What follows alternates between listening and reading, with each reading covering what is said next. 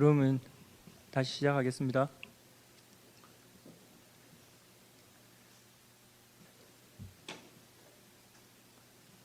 네, 안녕하십니까.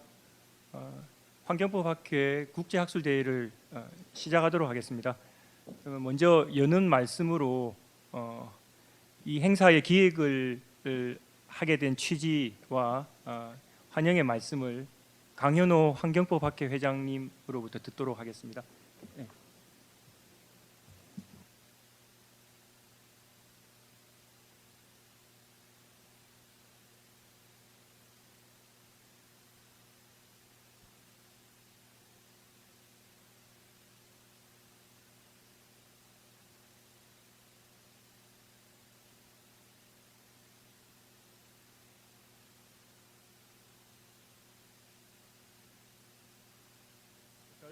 커다란 영광으로 생각합니다. 우리 헌법상 환경권과 관련하여서는 1980년 전부 개정된 헌법 제33조에서 모든 국민은 깨끗한 환경에서 생활할 권리를 가지며 국가와 국민은 환경 보존을 위하여 노력하여야 한다라고 규정한 이래로 현행 헌법 제35조에서도 환경권 조항을 두고 있습니다. 그렇지만 환경권이라는 기본권과 관련하여서는 그 권리성, 내용, 그리고 효력의 면에서 다양한 견해들이 주장되고 있습니다. 처음에는 다소 장식적인 의미로 보는 경향이 있었으나 국가와 사회 구조의 변화를 거듭하게 되고 그에 따라서 환경의 가치가 점점 더 고양되면서 환경권은 이제 대단히 중요한 의미를 지니는 기본권으로 자리매김하게 되었습니다. 이러한 환경권 중시 경향은 국가 발달의 단계적 차원에서 환경 국가를 지향하는 것과 맞물려 더욱 가속화되고 있습니다. 이번 국제학술대회는 환경헌법의 패러다임과 환경권의 미래라는 주제로 오레곤 대학의 메리 우더 교수님, 베를린 자유대학의 크리스티안 칼리스 교수님, 기후정의 국제 네트워크의 로다 베이헤이엔 변호사님 등이 주제 발표를 하시고 박시원 교수님, 전훈 교수님, 황형준 변호사님, 윤세종 이사님들이 지정 토론을 하시게 되었습니다. 아무쪼록 이번 국제학술대회를 통하여 헌법 개정까지 포함하여 큰 틀에서 환경의 가치를 보다 잘 담을 수 있도록 구조적인 담론들이 잘 제시됨과 더불어 환경권을 구체화하는 개별 입법에서도 반영되어야 할 시사점들을 찾을 수 있기를 바랍니다. 국제학술대회가 성공리에 개최될 수 있도록 힘써 도와주신 환경부, 한국환경정책평가연구원, 그리고 한국환경법학회를 포함하여 또한 실무적으로 커다란 수고를 하신 김태호 연구이사님을 비롯한 모든 관계자분들께 심심한 감사를 표합니다. 2020년 10월 27일 감사합니다.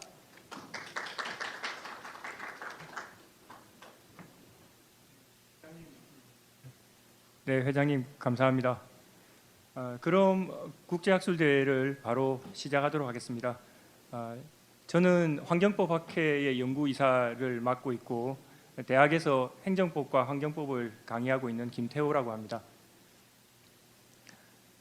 환경권 조항이 헌법에 포함된 지 40년을 맞아서 환경을 사회적 의제의 중심에 두는 그런 패러다임 전환의 과제를 논의하기 위해서 오늘 국제학술대회를 개최하게 되었습니다.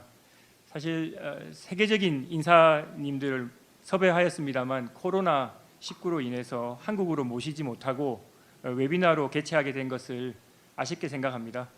그러나 언젠가 코로나가 극복이 되고 나면 다시 뵐 날이 오지 않을까 이렇게 생각이 되고요. 국제학술대회는 보통 우리가 교류의 장을 마련하는 데 주로 큰 목적을 두고 있기 때문에, 그리고 또 각 나라마다 사정이 조금씩 다르기 때문에 세부적인 논의를 하는 데에는 한계가 있는 경우를 자주 보게 됩니다. 그렇지만 환경 문제는 한 국가의 문제일 뿐만 아니라 우리 모두가 겪고 있는 문제이기 때문에 머리를 맞대고 국제적으로 해결하기에 가장 좋은 그리고 가장 필요한 주제 중에 하나가 아닌가 생각이 됩니다. 오늘 세 분의 외국의 학자님들을 모셨는데요.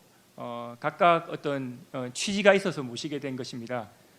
먼저 첫 번째 연사는 오레곤 주립대학의 메리우드 교수님이십니다. 교수님 접속하여 계시는가요? 예, 반갑습니다.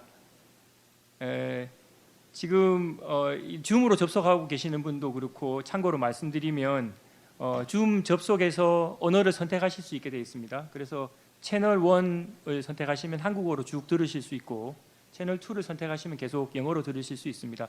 그래서 그 밑에 바에 보면 언어를 선택할 수 있게 되어 있기 때문에 줌에서도 그 기능을 이용해서 원하시는 언어로 말씀을 해주시면 되겠습니다.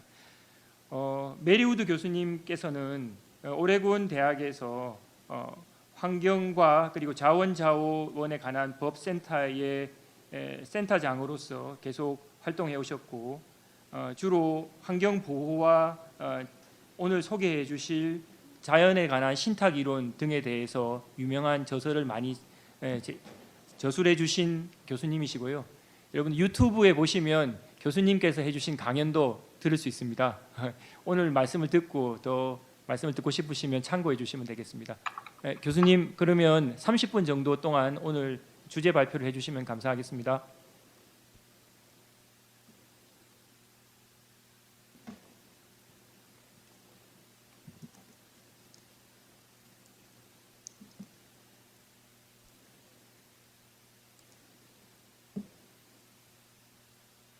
Should I begin, Swan? 네, 지금 시작을 할까요? 네, 소개 감사드립니다.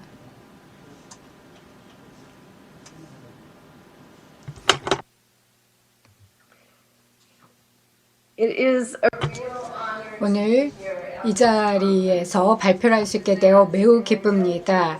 제 발표를 저는 전 세계의 용감한 젊은이들 그리고 대한민국의 30명의 용감한 청년들에게 바칩니다.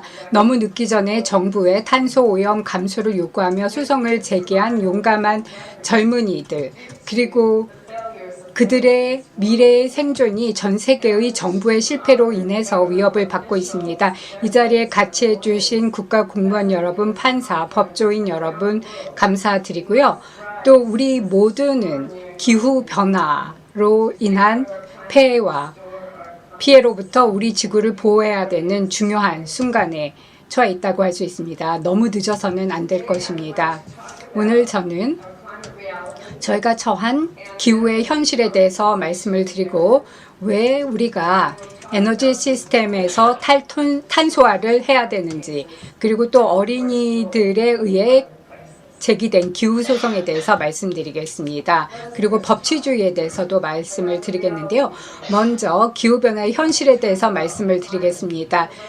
일단 기후에 대해서 얘기할 수밖에 없습니다. 기후의 현실과 법이 맞지 않는다면 법은 의미가 없어질 것입니다. 그렇기 때문에 우리의 현재 기후 상황이 얼마나 절박한지에 대해서 말씀드리겠습니다. 전 세계의 과학자들은 우리의 이산화탄소 농도를 350 ppm 정도로 낮춰야 한다고 주장합니다. 이것이 가장 높은 안전한 수준인데요. 지금 현재는 410 ppm입니다. 그리고 안전한 가장 높은 수준의 온도 상승이 1.5도씨인데 이미 그 수준에 육박해 가고 있습니다. 전 세계의 화석 연료 사용이 기후 재난을 가져오고 있습니다.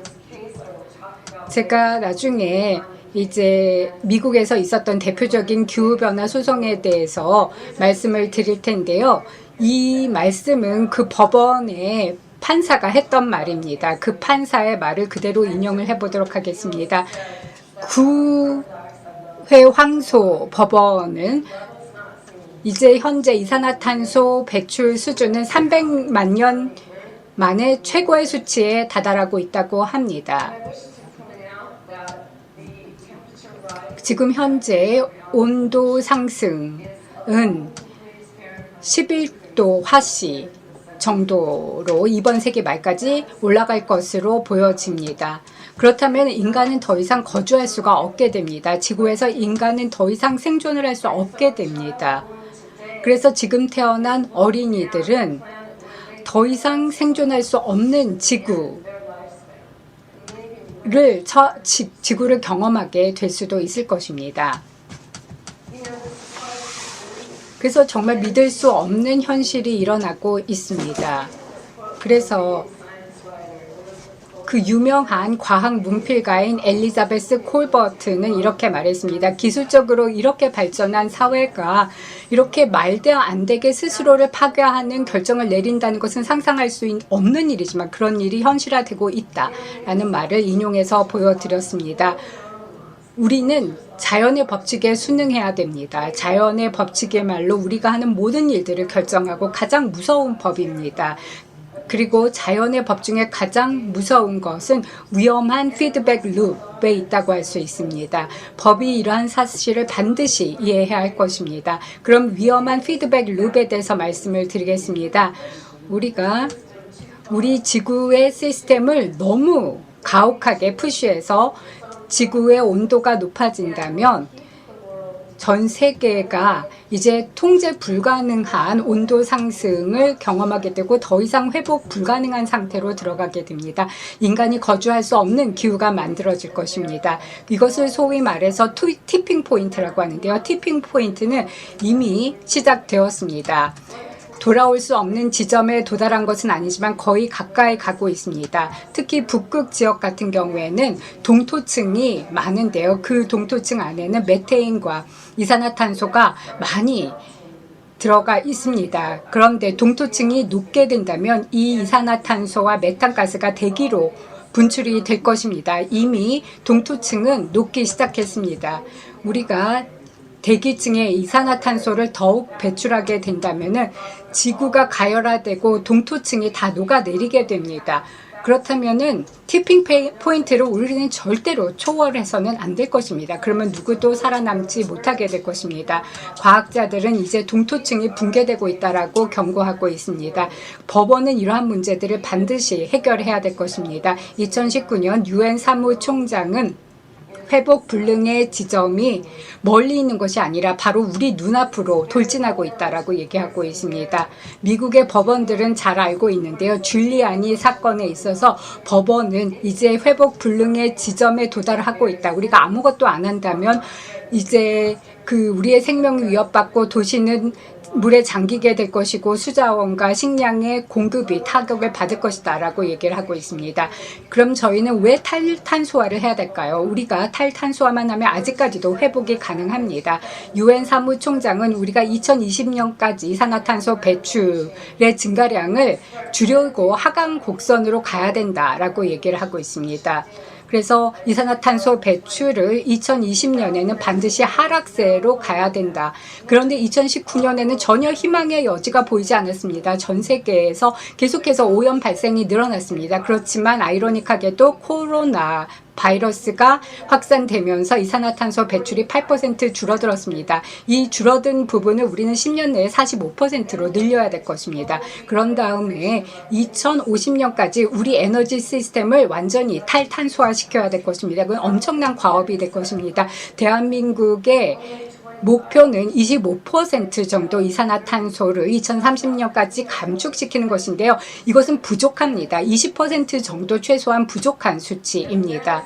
미국은 수년 동안, 사실 수십 년 동안 전 세계적으로 기후재난을 발생시켜 왔습니다. 미국에서는 수십 년 동안 화석연료를 활성화시키고 산업화시켰습니다. 트럼프 대통령이 취임을 했을 때 50조 달러를 들여서 화석연료를 개발하겠다라고 발표를 했고요. 미국은 이러한 화석연료를 전 세계에서 가장 많이 수출하고 있습니다. 지금 현재 우리 상황을 얘기를 할 때 이렇게 많이 얘기를 하는데요. 오바마 대통령의 과학 자문관이 오래전에 했던 말인데 지금 우리 현재 상황은 지금 브레이크가 고장난 차를 타고 안개 속에서 절벽을 향해 달리고 있는 것과 마찬가지다라고 얘기를 했습니다. 우리는 이 고장난 차의 뒷자리에 앉아 있습니다. 미국인, 대한민국, 여러분들의 자녀와 손주 세대, 저의 손주, 저의 자녀들이 모두 이 고장난 차의 뒷자리에 앉아 있는 것입니다. 그리고 우리는 모두 갇혀 있고 그 차는 절벽을 향해 달리고 있습니다. 트럼프 대통령은 그 절벽이 눈에 보이는데도 불구하고 계속해서 엑셀러레이터를 밟고 있습니다. 우리는 모두 뒤에 갇혀 있습니다. 그래서 가장 중요한 질문은 전 세계의 법정이 어떤 결정을 내릴 것인가, 이 기후 별 절벽으로 우리가 떨어지기 직전에 과연 결정을 내려줄 것인가가 관건이라고 할 수 있습니다. 미국을 건국했던 사람들은요, 절대로 미국 대통령이 이렇게 막강한 권력을 행사할지를 몰랐었습니다. 하지만 기후 위기는 다시 한번 전 세계에 독재권을 행사하게 만들었습니다. 미국의 순회 법원 중에서 한 분이 이렇게 말을 했었습니다. 미국 정부가 너무 고집을 피우고 있다. 그리고 말도 할 수 없을 만큼 막강한 힘을 행사하고 있다라고 표현을 했었습니다. 그러면 한국의 에너지 체계를 보도록 하겠습니다. 한국의 에너지 체계는 화석 연료를 수입하고 있습니다. 액화 천연가스를 두 번째로 많이 수입하고 있고 미국 석유의 최대 수입 국가이고 또 화석 연료를 수입하고 있고 그 수입 관행이 계속 늘어나고 있습니다. 이제 전 세계가 한국을 포함해서 신재생 에너지로 전환해 나가야 됩니다. 한국도 예가 아닙니다. 탈탄소로 가야 합니다. 하지만 이를 위해서는요, 정부의 의지가 필요합니다. 정치 쪽의 의지가 필요합니다. 미국에서는 분명한 것은 화석 연료가 이제 반드시 지하에 남아 있어야 됩니다. 그리고 대외 수출을 더 이상 하면 안 됩니다. 당장 수출을 중단해 나가야 됩니다. 제가 거주하고 있는 지역은 태평양 북서부에 있는데 해안 지역에 위치해 있기 때문에 아시아로의 수출을 위한 시설을 목표로 삼고 있습니다. 제가 살고 있는 이 오레곤 지역이 태평양 쪽입니다. 4년 이내에 16개의 프로젝트 추진을 제안했었습니다. 아시아 시장으로의 수출입니다. 한국으로도 수출을 하는 것이었습니다. 저희 지역에서는 저희 지역 자체를 관문으로 생각을 했었는데 이 프로젝트를 모두 다 반대했었습니다. 기후 이유뿐만이 아니라 또 지역을 파괴할 거라 생각했고 또 어류, 야생동물, 숲을 파괴한다고 생각해서 수출을 엄청나게 반대했었습니다. 지금까지 그 프로젝트 단 한 개도 승인되지 않았습니다. 따라서 이 지역은 아시아로 가는 관문이지만 사람들이 일어나서 우리는 더 이상 관문을 하지 않겠다. 해외로 수출하는 것을 제압하는 지역이 될 것이다. 그리고 여기서 주문하는 만트라는 그 어떤 것도 통과하지 않는다. None shall pass입니다. 이 지역에서 전 세계 화석 연료 시장에 압력을 가하고 있습니다. 전 세계가 이 시장으로 연결되기 때문에 한국도 역시 받게 될 공급이 감소하게 됨을 의미합니다. 대체 에너지로 가야 됩니다. 분명히 감소가 줄어들게 될 것입니다. 그러면 저는 여러분께 법치에 대해서 잠깐 말씀을 드려보겠습니다. 법치는 한마디로 말해서 최근까지 가장 중요한 법 중에 하나였었습니다. 그렇다면은 과연 현재 위기가 성문법에서 어떤 위기를 가져다 주었는지 그리고 또 새로운 법원의 기본권 집행에 대해서 말씀을 드려보겠습니다. 성문법이라고 하는 것은요, 미국에서 언제 도입이 됐는가? 1970년대에 도입이 됐고 그리고 또 많은 기관들이 기후를 보호하기 위해서 환경을 보호하기 위해서 권한을 받았습니다. 기관들은 산업이 과도한 영향을 받고 있고 엑손이랄까 이런 대기업들이 영향력을 행사하면서 로비를 하면서 정치적인 캠페인을 하면서 기부금을 대통령에게 주고 그러면서 곧 기관들이 이제는 업계, 산업을 위해서 일을 하는 것이지 국민을 위해서 일을 하는 게 아닙니다. 그리고 법을 하나의 수단으로서 활용을 하면서 오히려 환경보호청 같은 기관들은요, 법규를 사용해서 인허가를 발급했는데 원래는 방지해야 될 것 더러운 기름들이 흘러나가는 것을 대기를 오염하고 그리고 또 우리 환경을 오염하는 것을 막는 게 아니라 그래서 어족들에게 해를 끼치는 걸 막는 게 아니라 오히려 합법화하고 허가를 하고 있었습니다. 오히려 성문법이 화석 연료 개발을 하는 데 사용됐기 때문에 법령이 어떤 의미에서 정당성을 가져다 준 것이죠. 다시 말씀드려서 이 헌법이라는 이 패러다임 자체가 굉장히 달라졌습니다. 그리고 미국과 같은 입헌민주주의는 3권으로 한국도 마찬가지로 생각하고 있는데요. 권력을 분립하고 있죠. 그래서 입법부, 행정부, 사법부 3권이 분리되어 있습니다. 사법부는 분명하게 권력을 갖고 있습니다. 최소한 미국에서는 시민권을 지배할 때 시민의 기본권을 보유하는 고유한 책임이 있습니다. 전 세계에 분명히 사례가 있습니다. 헌법적 헌법 하에서 환경을 보호하고 또 생태적 권리를 제공하는 헌법 조항이 있습니다. 물론 헌법에 보장된 기본권에는 생명권, 환경권, 존엄권이 있고 또 미국의 적법한 절차 조항은 환경을 언급하지만 줄리아나 사건에서처럼 환경을 보호하는 것으로 해석되어 있습니다. 한국도 자체적으로 헌법에 대해서 환경권을 갖고 있습니다. 제가 드리고 싶은 말씀은 바로 분명히 이 모든 권리들, 제가 말씀드렸던 이 모든 권리가 정부에 의해서 전 세계적으로 침해당하고 있습니다. 그렇지만 이게 문제가 아닙니다. 분명한 것은요, 미국뿐만이 아니라 전 세계에서 시민의 권리를 침해하지만 제가 시간을 아껴서 말씀을 드리지 않고 정말 진정한 문제는 뭐냐? 바로 법원의 역할이 무엇일까? 법원이 구제책을 어떻게 주고 있는가입니다. 그러면 지금 이 지구는요, 더 이상 생존할 수 없게 되어 있습니다. 법원이 어떤 역할을 해서 구제책을 제공해 줘야 될까요? 저는 여러분들께요, 각각 개별적으로 간단하게 가장 중요한 원칙에 대해서 말씀을 드리겠습니다. 전 세계의 이 사법제도, 여기서 가장 중요한 것은요, 바로 퍼블릭 트러스트, 공공신탁 원리에 대해서 말씀을 드려보겠습니다. 공공신탁이라는 것은요, 사람들이 헌법에 대해서, 민주주의에 대해서 기대하고 있는 기대치를 의미합니다. 공공신탁이라는 것은 로마법에 거슬러 올라가고 전 세계 많은 국가에 존재하고 있고 또 어떤 헌법에도 있지 않고 헌법의 근간이 되는 것입니다. 아시아, 또 중남미, 유럽, 북미 모든 지역에 다 있습니다. 그리고 여기에서의 전제 조건은 아주 간단합니다. 정부는 반드시 생태계 보호를 해야 될 것이고, 그리고 또 시민을 위해서 자연을 보호해야 된다.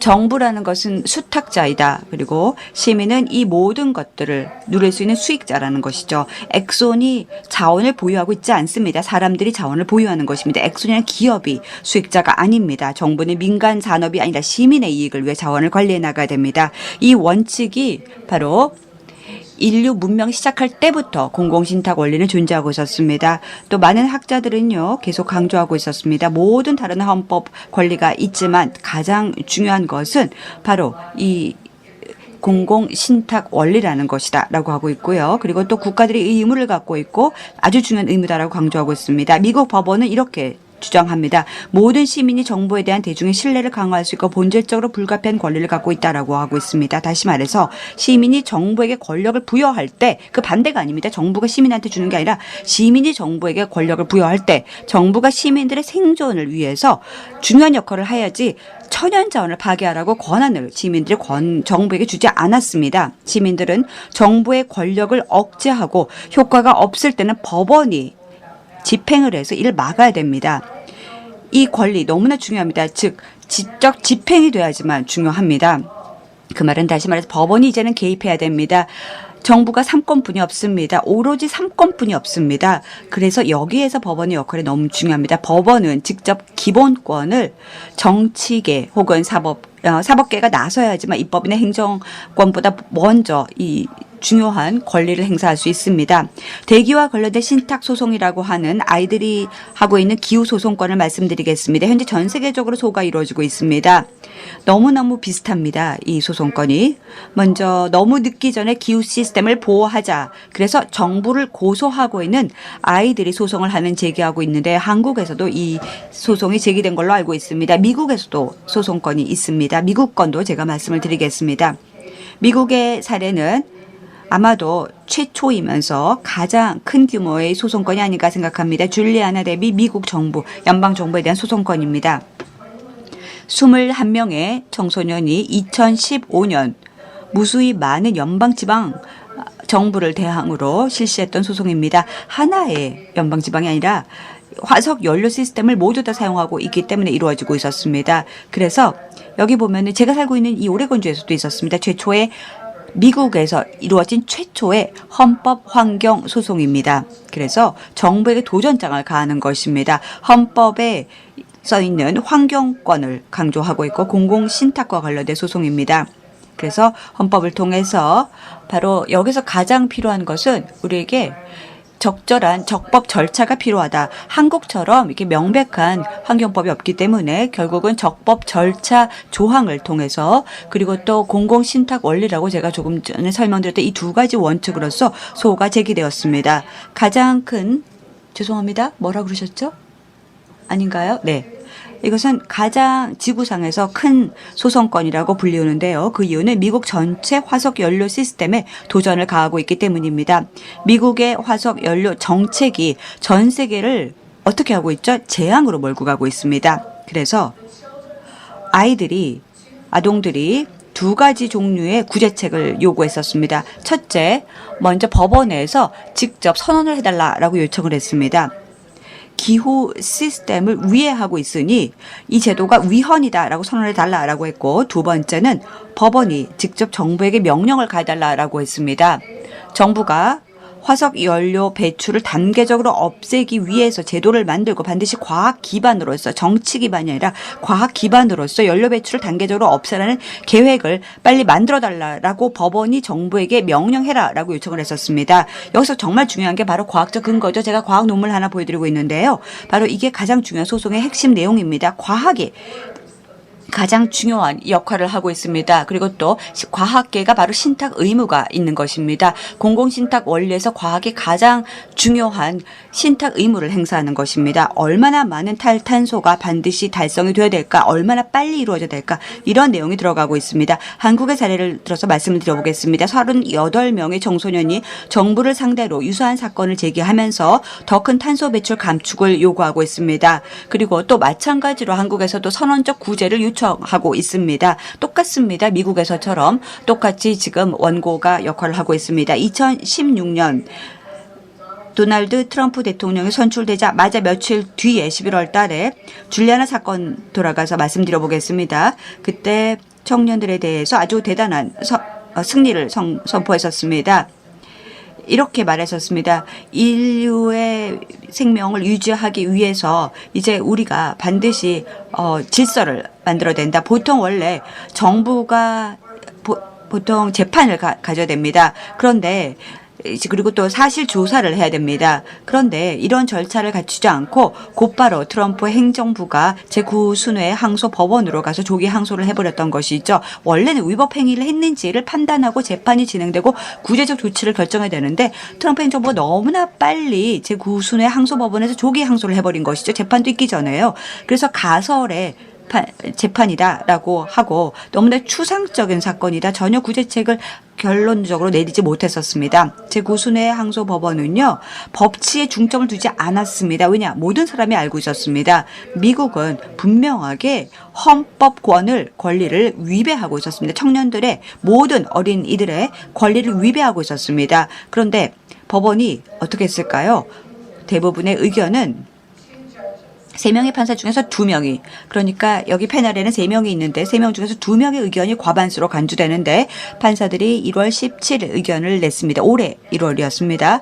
그리고 헐리 판사가 여기 지금 사진이 있는데요. 이렇게 말을 했었습니다. 기본적으로 미국, 여기는 미국뿐만 아니라 전 세계입니다. 전 세계가 파괴 전야다. 이렇게 말을 했었습니다. 전야다. 다시 말해서 판사가 이렇게 말을 했다는 것은 대단하죠. 저는 한 번도 판사들이 이런 말을 한 걸 읽어본 적도 들은 적도 없습니다. 그런데 바로 지구가 파괴되기 전야다. 정부는 환경 종말을 앞당기고 있고 아무런 조치를 취하고 있지 않다. 지금 전 세계가 종말에 다가가고 있다. 이렇게 선언을 했습니다. 또 판사가 이렇게 말을 했습니다. 아이들이 분명히 굉장히 타당한 권한을 피력하고 있다라고 말을 했습니다. 그런데 이 3명 중에서 2명의 판사가 더 이상 우리가 구제책을 할 만한 권리가 없다, 파워가 없다라고 말을 했습니다. 유효한 헌법 소원이지만 법원이 이 주장에 대해서 아무것도 할 수 없다라고 말을 했습니다. 그래서 예일대의 법학 교수인 더글라스 카이저 교수가 법원에 대해서 이렇게 글을 썼습니다. 재앙이 닥치고 있는데 지금 법원이 아무것도 못하고 있다. 마치 겁쟁이처럼 법원이 행사할 수 있는 권한을 부인하면서 자신들의 의견을 핑계처럼 대고 있다라고 말을 했었습니다. 저는 다르게 표현을 해보겠습니다. 제 마음속에서는 법원은 기후 위기에 대해서 직접 앞장서서 그들의 입장을 옹호하지 않았습니다. 그리고 법원이 모든 그 기본권을 보호할 권리가 있도록 미국의 건국자들이 만들었음에도 불구하고 법원은 그 권한을 행사하지 않았습니다. 법원이 반드시 기본권을 보호해줘야 되는데 정계에 밀려서 아무런 역할을 하지 못했다는 것이죠. 이 3명 중에서 판사들이요, 역사적인 순간에 가장 중요한 기본권을 존중하지 않았다. 저는 그렇게 생각합니다. 왜냐하면 할 수 있는 일이 아무것도 없다라고 법원이 말을 했었습니다. 지금 지구가 멸망 직전 전야제임에도 불구하고 아무 역할을 못했습니다. 패널은 3명뿐이 없었고요. 2명이 그렇게 말을 했고, 세 번째 판사가 이렇게 말을 했었습니다. 세 번째는 조세핀 스태턴 판사였습니다. 이 스태턴 판사는요, 아주 강력한 반대 의견을 표명했었습니다. 이렇게 말을 했었습니다. 다른 과반수가 양보를 하려고 하고 있다. 그리고 정치권이 지금 미국을 절벽 위에 걸어가고 하고 있는데 2명이 아무것도 안 하고 있고 정계에 양보를 하고 있다. 정치권의 경의를 표하고 있다. 지금이야말로 법원이 헌법적 권리를 행사할 때고 반드시 기본권을 보호할 의무가 있다. 시민을 보호해야 된다. 이렇게 강력하게 말을 했었습니다. 다시 강조합니다. 바로 이 스태턴 판사는 이렇게 말했습니다. 절대로 이거는 우리가 그냥 양보하면 안 된다. 지금 국가가 파괴 직전까지 가고 있는데 아무것도 안 하고 있다. 다시 말씀을 드려보겠습니다. 국가가 파괴 직전으로 가고 있다라고 한다면 세계는 어떻게 될까요? 미국이 고의적으로 국가를 파괴시키고 있는데, 그리고 또 트럼프 대통령이 강력하게 화석 연료를 사용하고 있고 가야 되는 이 길을 바꾸지 않는데, 그 말은 다시 말해서 미국을 지금 절벽에서 미는 것뿐만이 아니라 전 세계에 있는 지구촌에 있는 모든 국가들을 절벽 위로 올라가게 해서 밀고 있는 것입니다. 아래로 떨어지게. 그래서 결국은 법원에서 현재 이 소원을 계류 중이고 법원에서 사건을 검토하고 있습니다. 왜냐하면 청소년과 줄리아나 사건이 법원에게 검토하라고 요청했기 때문입니다. 스태턴 판사는 모든 판사들에게 의무를 제기하고 있습니다. 이렇게 말했습니다. 역사가 추후에 우리를 혹독하게 비난할 것입니다. 바다가 해안 도시를 뒤덮을 때, 화재와 가뭄이 도시를 뒤덮고 폭풍이 남아있을 때 남아있는 사람들이 황폐화가 된 그 사회에서 서 있으면서 왜 사람들이 아무것도 하지 않았나라고 물을 것이다. 이렇게 말을 했었습니다. 전 세계의 다른 국가들은 법원이 조치를 취하고 있고 구제책을 제공하고 있습니다. 파키스탄에서는 법원은 안정된 기후 시스템에 대한 시민의 기본권을 집행하고 적절한 기후 목표에 따라 국가의 관행을 성공적으로 도입한 법원이 감독하는 기후위원회를 임명했습니다. 그래서 기후와 관련된 의무를 수행하도록 하고 있습니다. 성공적으로 법원은 정부가 시민의 헌법적 권리를 이행하도록 설립했고요. 콜롬비아에서는 판사가 아마존의 산림 벌채가 아동들의 권리를 침해했다고 판결하면서 정부가 산림 벌채를 제거하고 중단하기 위해 당장 5달 5개월 내로 계획을 수립하도록 명령을 내렸습니다. 네덜란드 대법원은 정부가 시민의 권리를 침해하고 있다는 사실을 발견하고 정부가 1년 이내에 탄소 배출 25% 절감하도록 요구했습니다. 그렇다면 이 모든 내용들이 무슨 뜻일까요?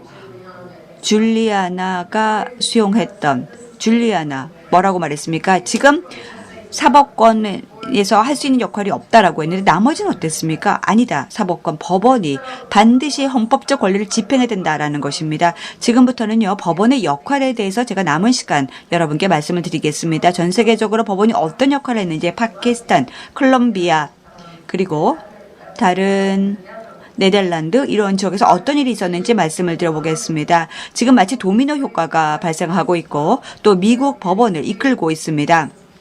많은 국가들이 이제 어떤 일을 하고 있는지 설명을 드리겠습니다. 만약 한국 법원에서 어떤 결정을 내리는지 지켜볼 겁니다. 멕시코에서 혹은 어떠한 지역에서든지 아동들이 소송을 제기하면서 희망하는 것은 정계가 인류를 기후 절벽에서 밀쳐내기 전에 이 녹색 사법 도미노 효과가 퍼지기를 희망하는 것입니다.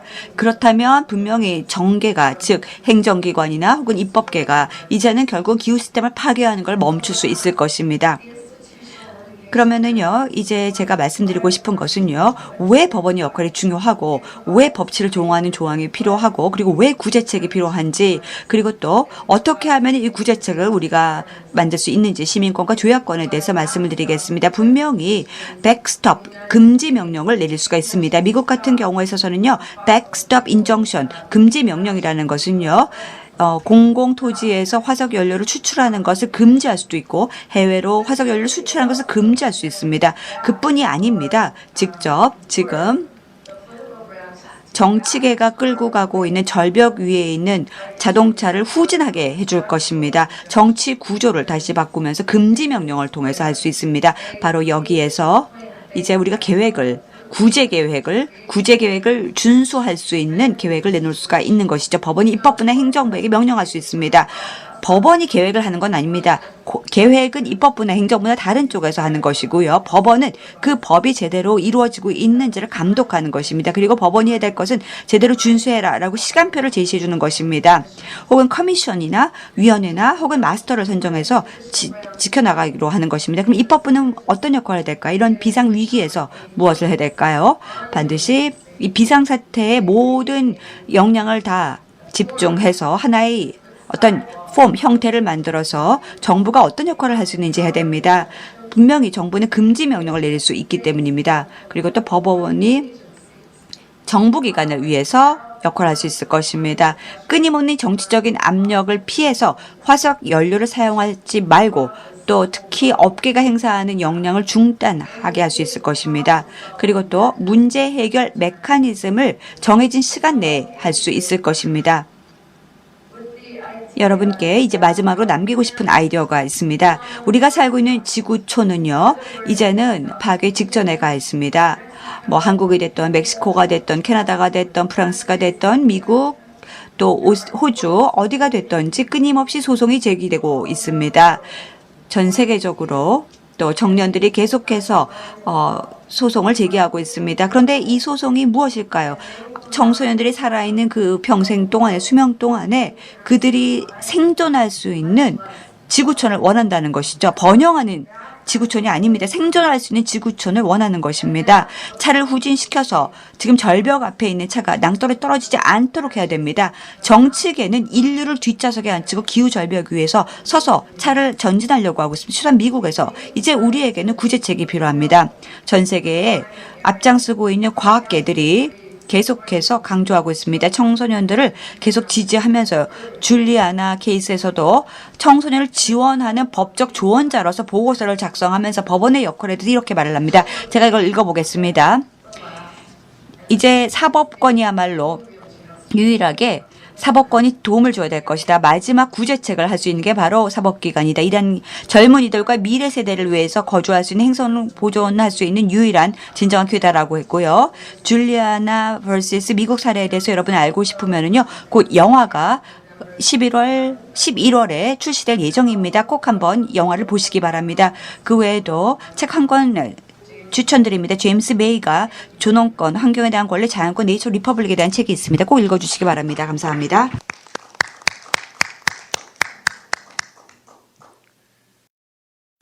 네, 우드 교수님의 열정적인 강의를 잘 들었습니다. 많은 인사이트를 얻을 수 있는 말씀이셨다고 생각이 됩니다. 교수님의 말씀을 간단하게 요약하자면 그 과정이 자세하게 소개되지는 못했습니다만 적법 절차 원리와 공공신탁 이론을 활용해서 이것이 헌법적인 위상을 가지고 있는 원리이기 때문에 헌법상 환경권을 도출할 수 있다라고 하는 전제하에서 이 환경권을 법원이 적극적으로 활용해서 기후변화 문제에 대해서 대응책을 강제하는 데 노력해야 된다라고 하는 취지의 말씀이셨습니다. 공통의 관심사의 문제를 갖고 있다고 생각이 되고요. 법원의 역할을 더 강화할 것이냐 아니냐라고 하는 것은 뭐 국가마다 법원의 어떤 권한의 문제가 있겠습니다만 헌법상 환경권의 문제의 확장에 대한 여러 가지 좋은 취지의 말씀을 주신 것으로 생각됩니다. 특히 우리 우드 교수님께 감사하고 싶은 것은 이 오레곤주에 큰 산불이 나서 사실 지필이 좀 곤란한 상황이셨습니다. 그럼에도 불구하고 적극적으로 나서 주셔서 말씀을 주신 것에 대해서 감사를 드리고요.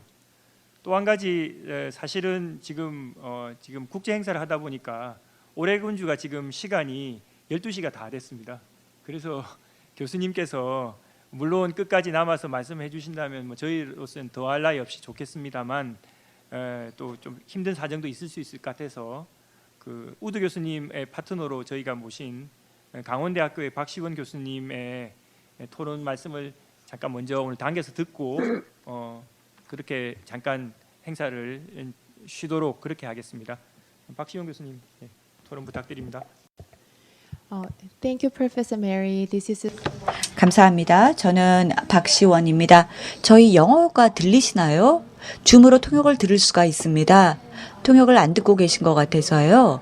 보시면은 이 지구촌 표시가 있죠? 그걸 클릭하시면은요, 영어가 들립니다. 지금 동시 통역이 제공되고 있기 때문에요. 원하시면은 어떠한 커멘트든 여러분들께서 영어로 들으실 수가 있습니다. 네. 아, 있군요.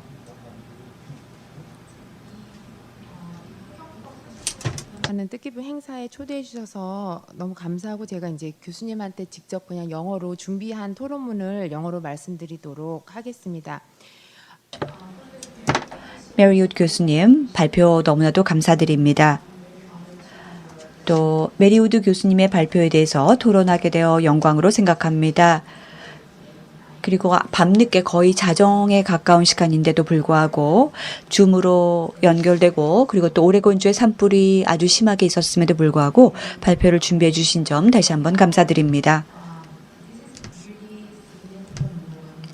지금 이 순간 너무나 중요합니다. 왜냐하면 한국에서는 환경권 40주년을 맞이했기 때문에 저에게는 상당히 함의가 큰 시기입니다. 이런 시점에서 저희가 학술대회를 개최했습니다. 그리고 코로나19 팬데믹이 창궐하는 가운데 저희는 환경 위기도 겪고 있습니다. 따라서 지금이야말로 저희가 환경권 또 특히 헌법 하에서의 환경권을 지금 같은 시점에서 토론을 해야 된다고 생각합니다. 메리우드 교수님, 우드 교수님께서는 아주 오래전부터 정말 전 세계적으로 저명하신 동기부여 그리고 또 소송과 관련된 환경권 또 기후 소송에 있어서 앞장서는 학자로서 저명하신데요. 제가 소송에 대해서 의견을 좀 자문을 구하고 싶습니다. 아까 발표를 하실 때 헌법적 기목권을 침해하고 있다라고 말씀을 하시면서요. 이제는 법원의 역할을 강화해 나가야 된다. 그리고 또 구제책이 중요하다 말씀을 해주셨습니다. 그런데 한국에서는요. 저희가 한국에는 지금 법원에 계류 중인 소송권이 있습니다. 헌법재판소에 지금 계류 중이고 또 한국의 청소년들이 헌법이 지금 헌법상의 보호 의무를 정부가 침해했다라고 하면서 소송을 걸어서 제가 직접 여쭤보고 싶습니다. 어떻게 생각하시는지요? 저는 개인적으로 생각했었을 때 미국 판사들이 직접 가장 이 기후체계에서 기본권을 보호한다는 그 점이 너무나도 존경스럽습니다. 하지만 동시에 실망스럽습니다. 왜냐하면 결과가 제9순회항해법원에서 청소년들을 편들지 않았다는 점이 너무나도 실망스럽습니다. 제가 여쭤보고 싶은 것, 궁금한 것은요. 어떻게 생각하십니까? 향후 법원에서 과연 이 소송권을 어떻게 될지 지금 계류 중이라고 말씀을 하셨는데요. 앞으로 어떻게 될까요? 과연 미국 법원에서 헌법적 기본권, 젊은 세대, 미래 세대들의 헌법적 기본권, 그리고 또 공공신탁 원리권을 기후변화까지 확장하는 주장을 받아들일 거라고 생각하시는지요? 어떻게 생각하십니까? 그게 제 첫 번째 질문이고요. 두 번째는요. 일부에서는 줄리아나 vs. 미 정부권을요. 미 대법원 매체추세츠 대비 환경청에 있어서의 그 소송권과 비교를 하고 있습니다. 일부에서는 매사추세츠 소송권이 성공이었다. 왜냐하면은 이거는 사실 성문법을 해석하는 것이었기 때문에라고 말을 하면서요. 훨씬 더 법원 쪽에서 성문법 해석이기 때문에 쉬웠다라고 하고 줄리아나 대비 연방법원권은 굉장히 좀 과감한 용기가 필요한 사건이다. 그리고 리스크가 더 크다라고 말을 했습니다. 좀 더 리스크가 큰 과감한 접근법이 필요하다라고 하셨는데요. 제가 궁금한 것은 그렇다면 이 질문에 대해서 어떻게 생각하십니까? 너무 지나치게 과감하다고 생각하십니까? 왜냐하면 이미 발표문에서 답변을 한 것 같긴 하지만요. 좀 더 강조를 해보시면 어떨까요? 궁금합니다. 그리고 마지막 질문입니다. 미국은 구체적으로 헌법에 환경권이라고 명시된 표현이나 규정이 없습니다. 그렇지만 교수님께서는요. 공공신탁 원리 그리고 또 적법 절차를 언급하시면서 분명히 환경권을 헌법에서 보장한 것과 마찬가지다라고 말씀했습니다. 그런데 한국 같은 경우에 있어서는요. 헌법에 이미 환경권이 명시되어 있습니다. 그런데 현실 보면은 실질적으로 보면은요. 헌법재판소를 포함해서 법원에서는 환경권을 인정하지 않습니다. 실질적으로 어떻게 생각하십니까? 그렇다면 다른 중요한 조건들이 뭐가 있을까요? 법원에서 헌법상의 이 환경권을 인정하려면 뭐가 필요할까요? 예를 들어서 어떤 정치적 의지가 중요할까요? 아니면은 법원의 재판인이나 이런 멤버들이 바뀌어야 될까요? 아니면 대중이 인지를 해야 될까요? 아니면 뭐가 더 중요할까요? 아니면 좀 더 깊이가 있는 좀 더 아주 심각한 기후위기가 터져야지만 법원에서는 이를 인정할까? 어떻게 생각하십니까? 고견을 듣고 싶습니다. 감사합니다. Well, thank you. 감사합니다. 너무 영광입니다. 제가 이렇게 줌으로 연결되고 또 질문을 받아서 너무 기쁩니다.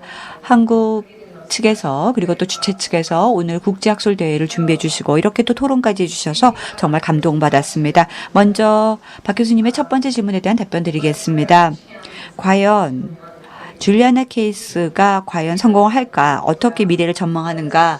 박 교수님께서는 과연 헌법적 기본권 젊은 세대들을 인정할까? 아니, 이미 헌법적 기본권 인정받았습니다. 그래서 이미 젊은 세대들의 헌법적 기본권을 인정받았다는 것이 큰 승리입니다.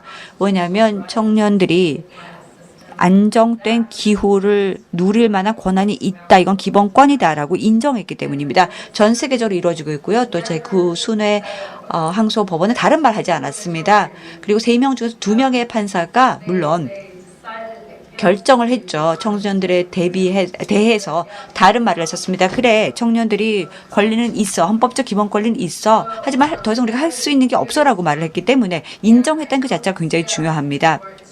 제가 다시 인정했는데 다시 뒤로 후진하지는 않을 거라고 생각합니다. 그런데 줄리아나 소송에서 가장 중요한 것은요. 이 줄리아나 소송권이 너무 가설을 기반으로 이루어졌다는 것이죠. 한국은 제가 모르겠지만 미국의 법원 체제 하에서는요.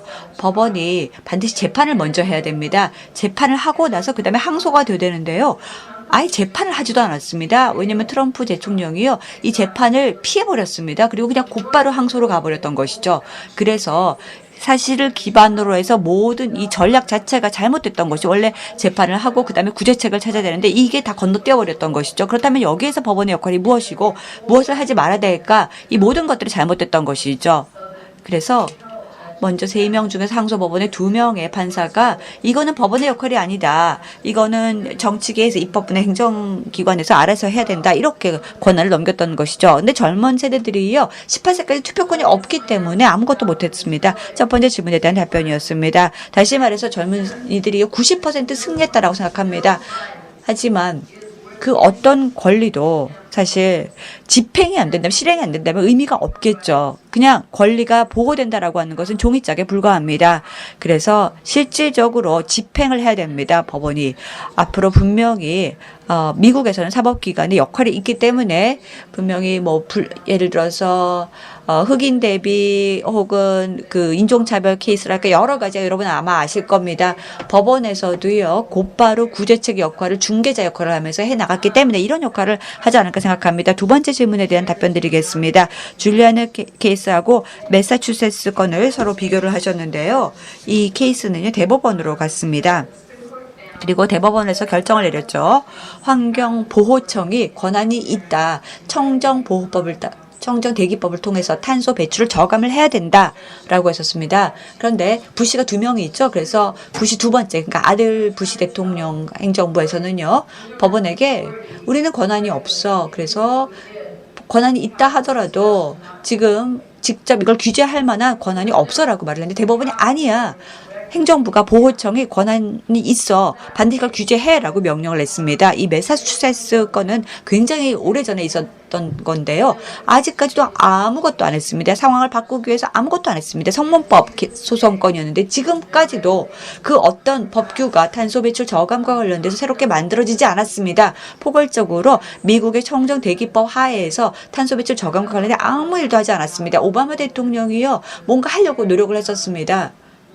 근데 결국은 아무것도 못했습니다. 아무것도 성과가 없었습니다. 오바마 대통령은요, 먼저 줄리아나 건에 있어서 먼저 첫 번째 소송당했던 케이스이기도 하고요. 그래서 성문법 소송건과 관련돼서 만약에 40년 전이었다라고 한다면 괜찮았겠죠. 그때는 시간이 많아요.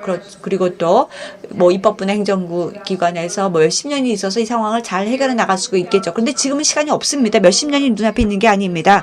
더 이상 기다릴 수가 없습니다. 아니, 제가 생각하기에는요, 더 이상 지금 뭔가 법규를 만들어서 집행하기에는 시간이 없습니다. 근데 트럼프는 더 심각한 이 모든 주요 법규들 다 뒤집어 엎어버렸습니다. 오바마가 만들었던 이 법규를 다 판도를 다 뒤집었습니다. 그래서 제 생각하기에는요, 이 법규, 성문법 이 법규 자체가 완전히 뒤흔들려서 안에가 다 썩어 들어갔습니다. 그래서 정치적으로 똘똘 뭉쳐서 업계를 위해서 일을 하는 것처럼 바뀌어버린 것이죠. 그들의 기업들의 이해관계를 위해 일하는 것처럼 바뀌어버렸던 것입니다. 따라서 제가 생각해 근본적인 패러다임 변화가 반드시 이루어져야 됩니다. 죄송합니다. 법규 외부에서 이런 변화가 있어야 됩니다. 그리고 제 생각에는요, 이 법령이 분명히 행정기관에서 기본권을 보호할 만한 역할을 할 수 있습니다. 왜냐하면 법규에 명시가 되어 있습니다. 기본권이라는 것은요, 반드시 사이드바로 이루어져야 됩니다. 마지막 질문에 대한 답변 드리겠습니다. 마지막 질문은 한국 건이죠. 한국이 지금 헌법 하에서 환경권을 명시하고 있지만 실제로 제대로 내용이 행사되고 있지 않다. 어떻게 하면 되겠느냐라고 했는데요. 글쎄요. 어떤 다른 종류의 법원이 구성이 돼야 될까요? 아니면은 대중들이 좀 더 인지도를 높여야 될까요? 아니면 어떤 기후가 더 끔찍하게 재앙적으로 바뀌어야 될까요? 글쎄요. 저는 여기서 신중하세요라고 말씀을 드리고 싶습니다. 지금 이 시간 오래 지속되지 못할 겁니다. 기후 혼돈이 더 많이 발생할 겁니다. 누가 알 수 있을까? 아무도 미래를 예측할 수 없을 것입니다. 화석연료를 쓰지 않는다 하더라도요, 끊임없이 신속하게 환경 파괴는 이루어지고 있습니다. 기후 위기가 발생하고 있습니다. 그래서 기후가 더 혼돈의 사태로 빠지면 빠질수록 법원은 이제 깨달을 겁니다. 지금 무슨 일이 일어나고 있는지 깨달아서 법원이 유일하게 3권 분리된 기관 중에 사법기관만이 유일하게 마치 경찰차가 빨리 가서 어떤 재앙이 있으면은 이 지금 절벽에 떨어지기 직전에 차를 구제하는 것처럼 법원이 이렇게 차를 구제해 나가야 됩니다. 그래서 너무나도 법원의 역할이 중요하다는 점을 다시 한번 강조드립니다. 전 세계에서 너무나도 많은 헌법 하에서의 기본권을 보호해주는 케이스를 봤는데, 또 성공적 사례를 봤는데, 법원에서 앞장서지 않는다면 절대로 제대로 역할을 하지도 못하고, 그리고 또 헌법권에 있는 민주주의를 지켜나가지 못하는 것입니다. 유일하게 법원만 헌법적 기본권을 보호할 수가 있습니다. 따라서 제가 보기에는요, 먼저 대중들이 앞장서서 지지를 하는 것 더하기 기후가 좀 더 파괴적인 혼돈 야기가 생기는 것, 이 두 가지를 통해서 서서히 이제 법원이 잠자고 있으니까 깨울 겁니다. 법원이 이제 현실을 인지하겠죠. 다시 강조하지만 지금 법원이 지금 지구를 위해서 뭔가 좋은 결정을 내리는 게 아니라, 뭐 당연히 그렇게 하겠죠. 그런데 하느냐 마느냐가 아니라 제대로 시간 내에 할 것인가가 더 중요합니다.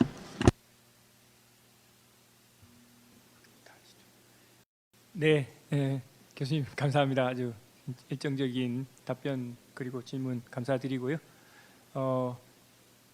이제 한창 논의가 뜨거워지는데 잠깐 쉬어서 아쉽습니다만 잠깐 쉬었다가 저희 통역을 정비하고 다시 시작하도록 하겠습니다. 우드 교수님 다시 한 번 더 감사드리고요. 계속 연락을 드려서 말씀을 이어나가도록 하겠습니다. Okay, thank you. 네, 감사합니다.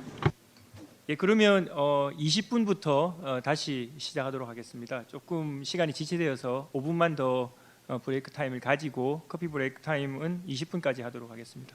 감사합니다.